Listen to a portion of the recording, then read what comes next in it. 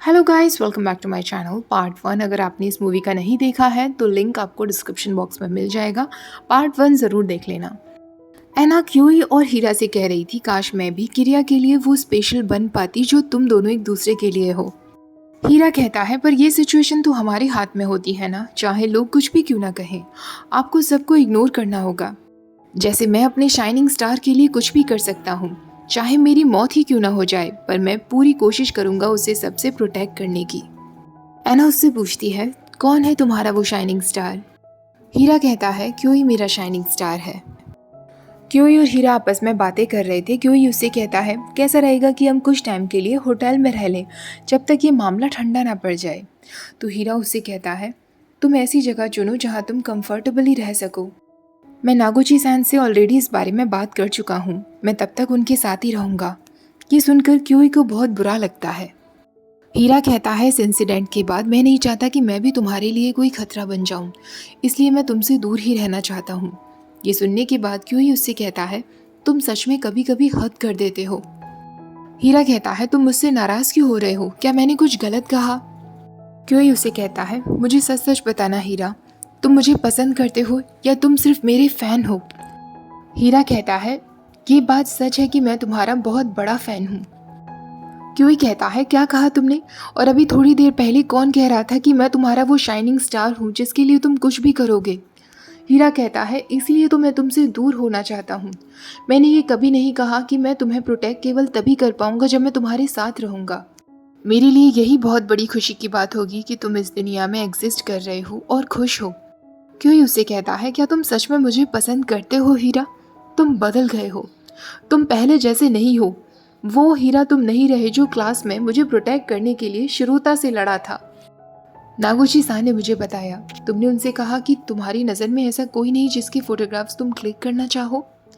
ऐसा कहकर क्यूई वहाँ से गुस्से में चला जाता है। हीरा अकेला रह गया था। उसने क्यूई से जो भी कुछ कहा, अब उसे उस बात का अफसोस हो रहा था, पर उसे इस बात का डर भी था कि कहीं उसकी और क्यूई की फोटोग्राफ भी उसी तरह ना क्लिक कर ली जाए जिस तरह एना और किरिया की कर ली गई थी, और पूरी इंडस्ट्री में उन दोनों की बातें बन रही थी। हीरा नागुची के साथ रहने के लिए आ गया था। नागुची उसे बहुत अच्छे से समझता था। नागुची हीरा से कहता है, तुमने काफ़ी टाइम से मुझे अपने फोटोग्राफ्स को चेक करने के लिए नहीं कहा, ऐसा क्यों? हीरा कहता है, क्योंकि मैं बहुत टाइम से फोटोग्राफी कर ही नहीं रहा हूँ। नागुची कहता है, हाँ याद आया, तुमने कहा था कि तुम्हारे पास कोई ऐसा है ही नहीं जिसकी फोटोग्राफी तुम कर सको। हीरा कहता है, ऐसा नहीं है कि मेरे पास कोई ऐसा इंसान नहीं जिसकी फ़ोटोग्राफी मैं नहीं करना चाहता, पर सच तो ये है कि मुझसे भी बेटर लोग हैं जो उसकी फ़ोटोग्राफ और भी अच्छे से क्लिक कर सकते हैं। पर मैं फिर भी गिव अप नहीं करना चाहता, मैं अपनी पूरी कोशिश करना चाहता हूँ। नागुची कहता है, ऐसे ही तो प्यार कहते हैं। तुम्हारे अंदर कॉन्फिडेंस की कमी है। अगर तुम कॉन्फिडेंट हो तब तुम उस इंसान के फ़ोटोग्राफ्स क्लिक करना चाहोगे, है ना? पर सच कहूँ, तुम्हारी आंखें जिस तरह देखती हैं ना, तुम फुल ऑफ कॉन्फिडेंस लगते हो। ऐसा लगता है जैसे कि तुम कहना चाह रहे हो, तुम सब के सब मेरे सामने यूज़लेस हो और मेरे अलावा कोई और उस इंसान के फ़ोटोज़ क्लिक कर ही नहीं सकता। ये सुनकर हीरा कहता है, पता नहीं आपको ऐसा क्यों लगता है, मैं ऐसा बिल्कुल भी फील नहीं करता। नागुची कहता है, तुम्हें देखकर मुझे अपनी याद आती है, जैसा कि मैं बहुत पहले हुआ करता था। जब दोनों साथ में डिनर कर लेते हैं, नागुची लैपटॉप स्क्रीन पर कुछ काम कर रहा होता है। तभी वो हीरा से कहता है, ओ माय गॉड, तुमने न्यूज़ पढ़ी? वो यंग एक्टर जिसकी फिल्मिंग चल रही थी, वही जिसे तुम भी जानते हो, उसको लेकर एक न्यूज़ छपी है। हीरा कहता है, क्या आप क्यूई की बात कर रहे हैं? दरअसल क्यूई एना को उसके होटल पर विजिट करने के लिए गया था। लोगों ने उनकी फोटोग्राफ्स क्लिक कर ली थी और अब उन दोनों को लेकर न्यूज़ छप रही थी। नागुची कहता है, अब एना और क्यूई को लेकर न्यूज़ छप रही हैं और कल मुझे किरिया के फोटोशूट के लिए जाना है। हीरा कहता है, मैं आपसे कुछ कहना चाहता हूँ, क्या आप प्लीज़ मेरी बात सुनेंगे? नागुची कहता है, सिर्फ तभी सुनूंगा जब तुम कुछ ऐसी फ़नी बात कहो जिससे मुझे हंसी आ जाए। हीरा एकदम शांत खड़ा रह जाता है तो नागुची कहता है, मैं मजाक कर रहा था, तुम हीरा हो, मुझे पता है फ़नी बातें करना तो तुम्हें आता ही नहीं होगा। तभी हीरा कहता है, वो फ़नी कॉलेज स्टूडेंट जो नामुरा अवार्ड जीतना चाहता है, जिसकी पोस्ट पर आपने कमेंट किया था, दरअसल वो मैं हूँ। ये सुनने के बाद नागुची सच में बहुत ज़ोर ज़ोर से हंसने लगता है। दूसरी तरफ क्यूई होटल में बैठा हुआ था। वो देख रहा था उसकी पोस्ट पर काफ़ी सारे हेट कमेंट्स आ रहे थे। अगले दिन नागोची को जब किरिया के फ़ोटोशूट के लिए जाना था तो वो उसके मैनेजर से कहता है, मुझे किरिया से कुछ प्राइवेट में बात करनी है। किरिया का मैनेजर कहता है, नागोची सा, आप पहले तो कभी इस तरह बात नहीं करते, फिर आज क्या प्रॉब्लम है? फ़ोटोशूट शुरू करिए ना। पर किरिया नागोची के साथ अकेले जाने के लिए तैयार हो जाता है। नागोची उसे अंदर एक रूम में लेकर आता है और उससे कहता है, इस वक्त मैं तुम्हें उस इंसान से मिलवाना चाहता हूँ जिसे तुम सबसे ज़्यादा देखना चाहते होंगे। हीरा और क्योई भी वहाँ मौजूद थे। तभी पर्दे के पीछे से ऐना वहाँ आती है। ये हीरा का ही आइडिया था जो उसने नागोची से कहा था। ऐना को देखते ही किरिया बहुत खुश हो जाता है और दोनों एक दूसरे को गले से लगा लेते हैं। ऐना कहती है, तुम्हारे लिए सब कुछ बहुत हार्ड रहा होगा ना? किरिया कहता है, मैंने इंडस्ट्री से कह दिया है कुछ भी हो जाए पर मैं तुमसे ब्रेकअप नहीं करूँगा, मैं एक्टिंग छोड़ रहा हूँ। ऐना कहती है, वैसे तो मैं तुम्हें भी उतना ही पसंद करती हूँ जितना एक्टिंग को, पर मैं भी तुम्हारे लिए एक्टिंग छोड़ने के लिए तैयार हूँ। आज से हम दोनों साथ साथ रहेंगे। नागोची चाहता था कि हीरा और क्योई भी आपस में पैचअप कर लें। क्योई उससे बात करने के लिए भी आता है। तभी हीरा कहता है, मुझे तुमसे कुछ बात करनी है, मुझे उसी जगह पर मिलना जहाँ हम अक्सर मिला करते थे। क्योई उस जगह पहुँच भी जाता है। वो हीरा का इंतज़ार कर ही रहा था कि तभी कोई उसे किडनैप कर लेता है। जब उसे होश आता है तो वो देखता है ऐना के उसे क्रेजी फैन शितारो ने उसे किडनैप कर लिया था। शितारो उससे कहता है, मैंने तुम्हारा फ़ोन छीन लिया था, मैंने तुम्हारे फ़ोन से ऐना को कॉल की है। क्योई उससे कहता है, मेरे और ऐना के बीच में वैसा कुछ भी नहीं है जैसा तुम सोच रहे हो। शितारो कहता है, तुम दोनों एक ही होटल में स्टे कर रहे थे, फिर ऐसा कैसे हो सकता है कि तुम्हारे और उसके बीच कुछ ना हो? तुम्हें समझना होगा कि तुम्हें मेरी ऐना से दूर रहना है। तुम्हारी जैसा थर्ड रेट एक्टर मेरी ऐना के नज़दीक होना डिज़र्व भी नहीं करता। ऐसा कहकर वो क्योई को स्लैप मार देता है। शितारो कहता है, पहले तो वो किरिया और इस बार इस यंग फेस्ड एक्टर जो कि एक न्यू कमर है, ऐना उससे मिल रही है। ऐना को हो क्या गया है? क्योई उससे कहता है, तुम बिल्कुल क्रेजी हो। शितारो कहता है, वैसे तुम्हें तो मुझे बहुत अच्छे से समझना चाहिए क्योंकि तुम्हारा भी एक फ़ैन है, वो बहुत जेंटलमैन है, वो भी बिल्कुल मेरी तरह है, तुमसे उतना ही प्यार करता है जितना मैं ऐना से।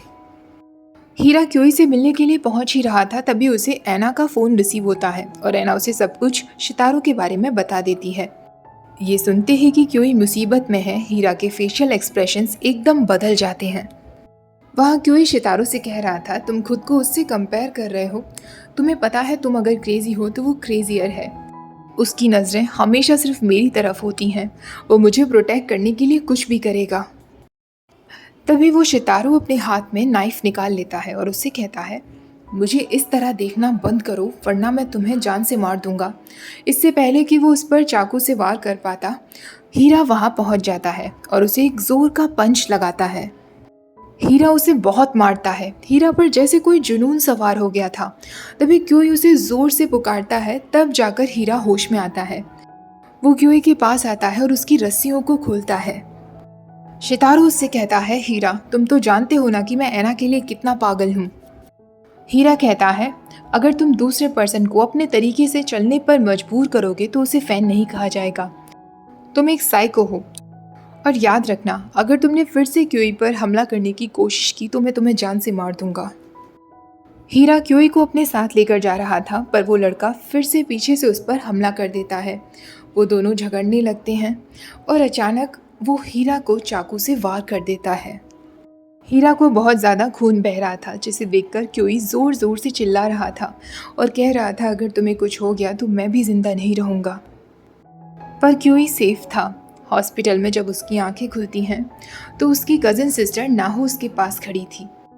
वो उसे उसके एक्सीडेंट के बारे में बताती है। हीरा क्योई के बारे में पूछता है तो नाहो कहती है, वो बस अभी ही यहाँ से गया है।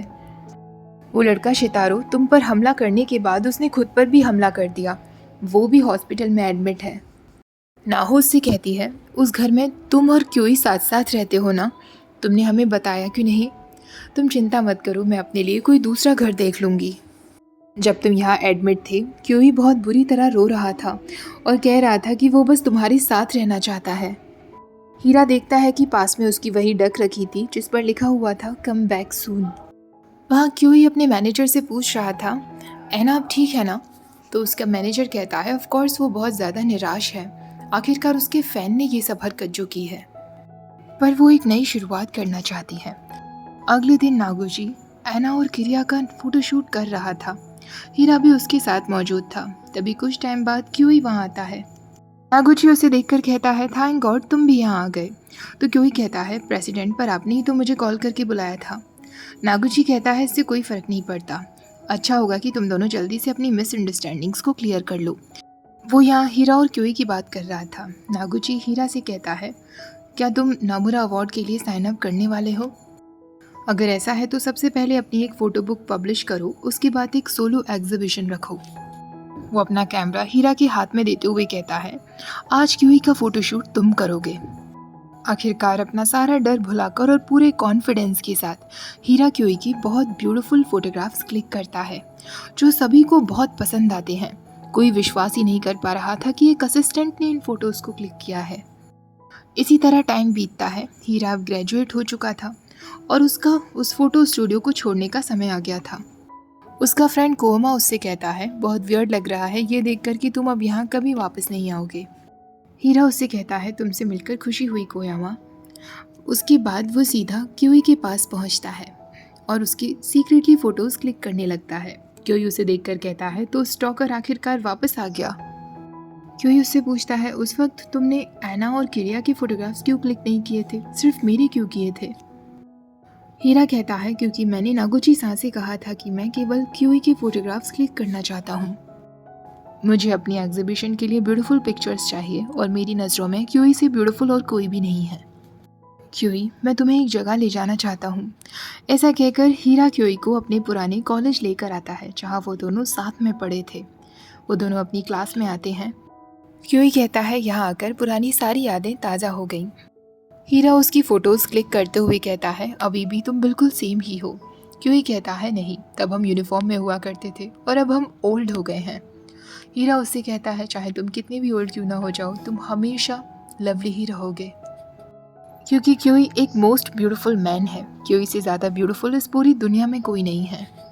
क्यूई कहता है, अगर ऐसा है तो ज़िंदगी भर मेरे साथ रहना, मुझे छोड़कर कभी मत जाना। हीरा उसके हाथ पर किस कर लेता है। वो उसके लिप्स पर किस करने ही वाला होता है, तभी उनका प्रोफेसर वहाँ आ जाता है। वो उन दोनों को देखकर कहता है, हीरा, क्यूई, तुम दोनों यहाँ क्या कर रहे हो?